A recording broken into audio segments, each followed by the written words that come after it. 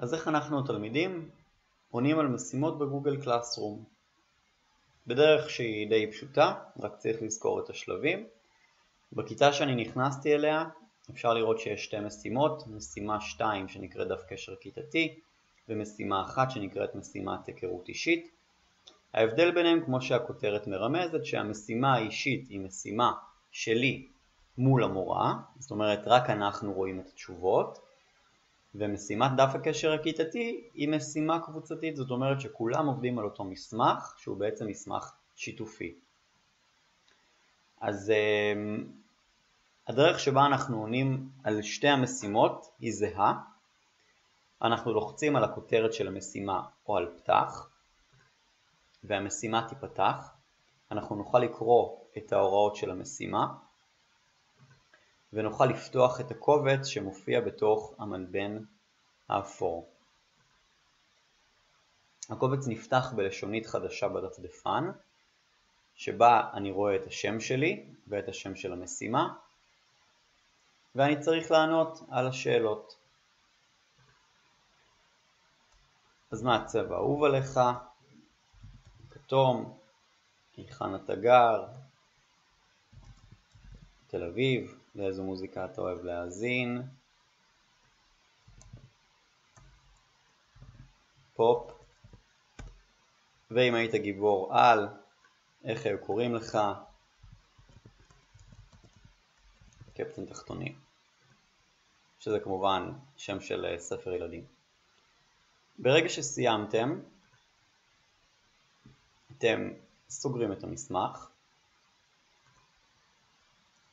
ולוחצים על הגש.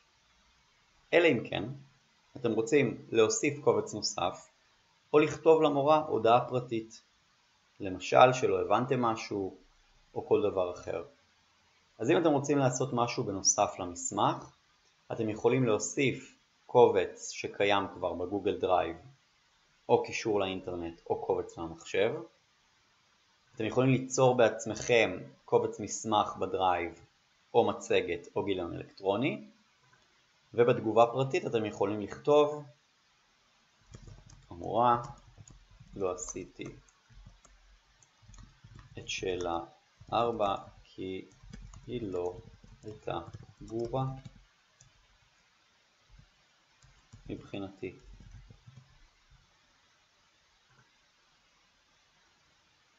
אוקיי, אני לוחץ על הגש, מאשר, ואני רואה בצד שמאל שסטטוס הביצוע הפך לירוק. אני אחזור למסך הראשי ואני אעבור רגע למשימה הכיתתית כדי שתראו את ההבדלים ביניהם. בסך הכל הם נראות אותו דבר. נכון, יש לנו את הכותרת, את ההנחיה ואת כפתור הפתיחה. נפתח את המשימה ואני אלחץ על המשימה עצמה, דף קשר כיתתי. בדף הקשר הכיתתי אני יכול לראות שאחד התלמידים כבר מילא את הפרטים שלו. אני גם רואה שהוא כרגע נמצא על המסמך כי אני רואה סמן בצבע אחר, ובצד שמאל אני רואה את השם של התלמיד שנמצא כרגע במסמך, במקרה הזה תלמיד מדגים מספר 2. אם התלמיד יכתוב, אני אראה שהוא כותב. אם אני אכתוב, הוא יראה שאני כותב. בואו נראה את זה רגע. כרגע יש לי את שני המסמכים של שני התלמידים אחד ליד השני. בצד ימין אני רואה את הדר התלמיד, בצד שמאל אני רואה את התלמיד מדגים.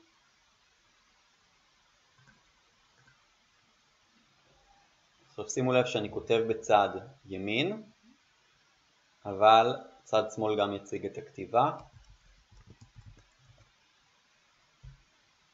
ואם אני אכתוב בצד שמאל, צד ימין יציג את הכתיבה. אוקיי? אז אתם צריכים לשים לב איפה הסמנים של התלמידים האחרים במידה והם נמצאים גם איתכם באותו מסמך.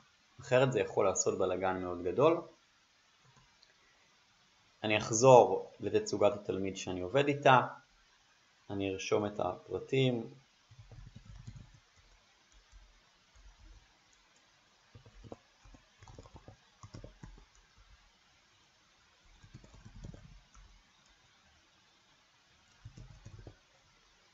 ואוודא שכל השינויים נשמרו ואסגור את המסמך.